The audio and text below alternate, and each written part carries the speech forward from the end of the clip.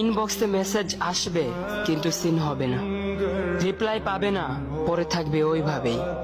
কেউ কেউ হয়তো অপেক্ষায় থাকবে, এই বুঝি আসলো অনলাইনে। আবার কেউ কেউ হয়তো টেরও পাবে না, কেউ একজন নেই, কেউ একজন হারিয়ে গেছে। হঠাৎ একটা সময় কারোর হয়তো মনে পড়বে, কে জানি আর নেই।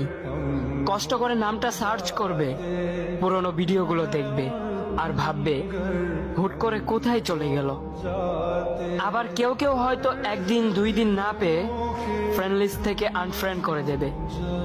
যখন আমি থাকবো না তখন আমার স্মৃতি কারোর মনে পড়বে, হয়তো পড়বে, আবার হয়তো পড়বে না। তবে হারাতে হবে, হারাতে হয়, হারিয়ে যাওয়াই নিয়ম। পার্থক্য একটাই, কেউ আয়োজন করে হারায় আর কেউ হুট করে হারায়। আমি না হয় হুট করে হারিয়ে যাব।